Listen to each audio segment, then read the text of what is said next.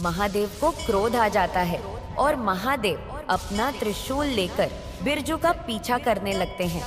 अचानक से बिरजू का भूत महादेव के सामने आ जाता है और महादेव अपना त्रिशूल उसके सिर के आर पार कर देते हैं।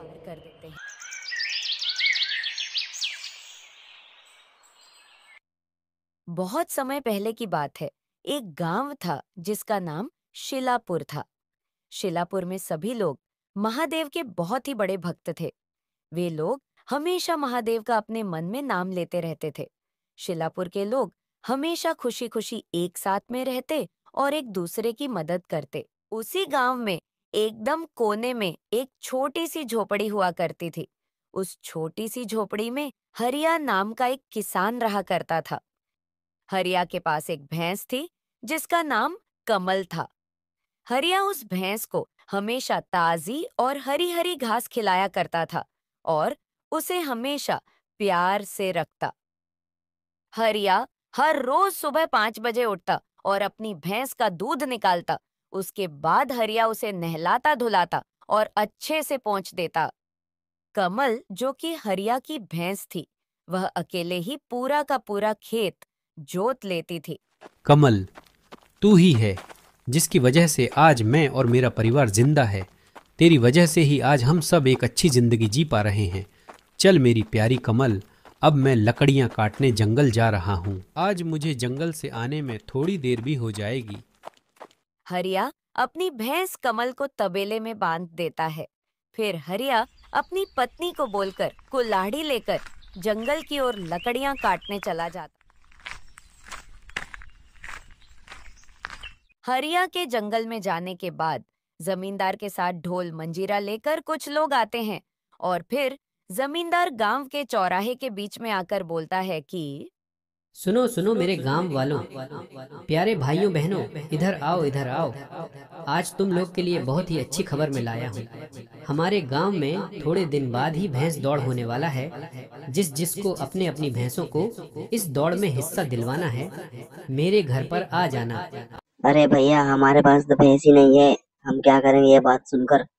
चलो हम आज जाते हैं, हमारा कुछ काम नहीं यहाँ पर।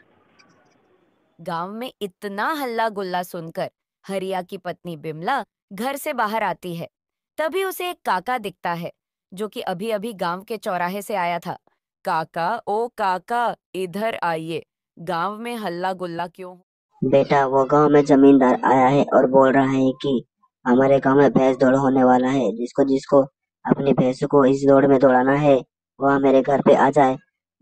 चल बेटा, अब मैं चलता हूँ। काका के वहां से जाने के बाद विमला सोचती हुई बोलती है, हमारी कमल को भी इस दौड़ में हिस्सा दिलवाया जाए। हमारी कमल पूरे गांव में सबसे ताकतवर है। आज आने दो इनको, मैं उन्हें बोलता हूँ इस चीज के बारे में। इतना बोलकर विमला रसोई घर में खाना बनाना चली जाती है। विमला के खाना बनाते बनाते थोड़ी देर में शाम हो जाती है और फिर हरिया भी जंगल से लकड़ियां काटकर वापस आ जाता है।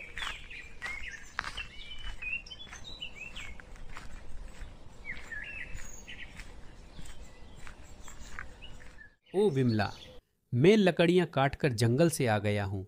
जरा दरवाजा तो खोल दो। आज जंगल में लकड़ियां काटने बहुत दूर जाना पड़ा।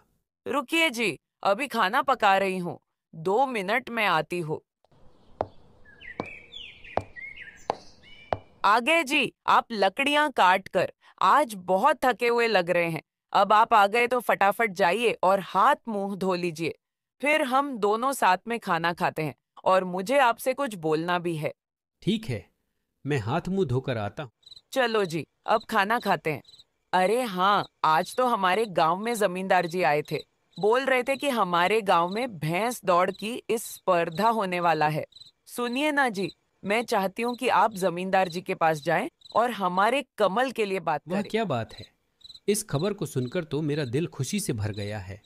हमारे गांव के जमींदार बहुत ही अच्छे हैं। मुझे पता है उन्होंने ही इस दौड़ के बारे में सबको बताया होगा। क्यों विमला, मैं सही बोल रहा हूँ ना? तुम चिंता मत करो, मैं अपनी कमल को जरूर हिस्सा दिलवाऊंगा और मुझे पता है कि वही इस दौड़ को थोड़ी जीतेगी। देर में रात हो जाती है और फिर दोनों पति पत्नी खाना पीना खाकर सो जाते हैं।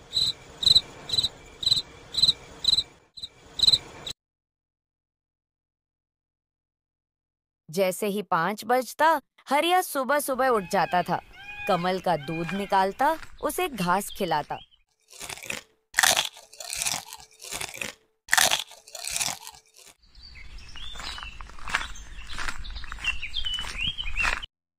सुनो विमला, मैंने कमल को घास खिला दिया है। अब मैं जा रहा हूं जमींदार जी के पास अपनी कमल को भैंस दौड़ में हिस्सा दिलवाने के लिए, और उधर से ही मैं लकड़ियां काटने जंगल चला जाऊंगा। ठीक है जी, अभी आप काम पर जाइए, लेकिन कल की तरह देर से मत आइएगा। कल आप बहुत ही देर से आए थे।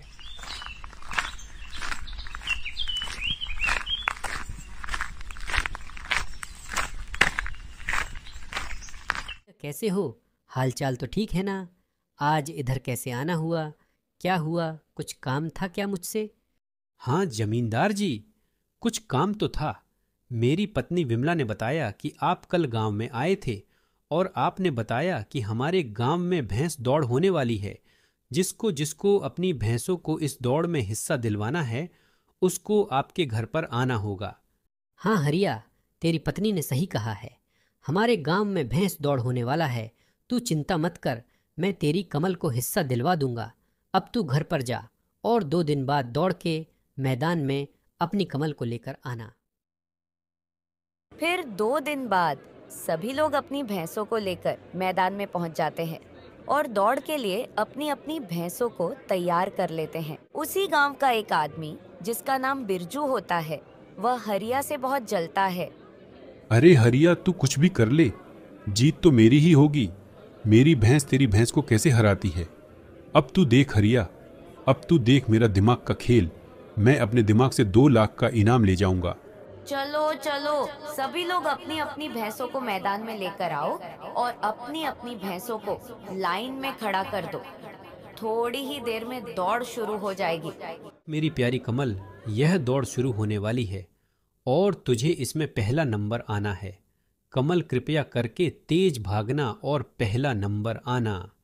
सुन रे भैंसिया, इस दौड़ में तुझे पहला नंबर आना है, चाहे कुछ भी हो जाए।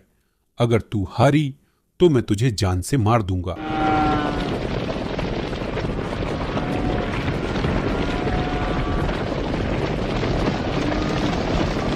हरिया को 2 लाख का इनाम मिलता है क्योंकि उसकी भैंस उसे दौड़ में जीत जाती है।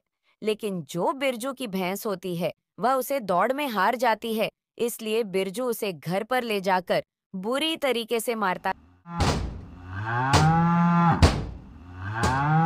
क्यों रे भैंसिया, मैं तुझे बोला था कि तुझे जितना है, तो तू क्यों नहीं जीत के आई।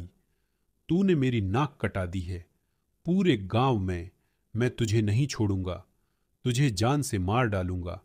खाली खा खा कर के मोटी हो गई। तभी बिरजू के ऊपर एक पेड़ गिरता है और बिरजू की वहां पर खड़े खड़े मौत हो जाती है। बिरजू मरते ही एक भूत बन जाता है और कहता है, अरे नहीं, ये पेड़ मेरे ऊपर कहां से आके गिर गया, मुझे तो पता भी नहीं चला। अब मैं किसी को नहीं छोड़ूंगा, किसी भी गांव वालों को नहीं छोड़ूंगा। सबकी भैंसों को जान से मार डालूंगा और कच्चा खा जाऊंगा। चलो अब मैं चलता हूँ, जंगल में जाके छुप जाता हूँ ताकि मैं रात को भैंसों को खा सकूं।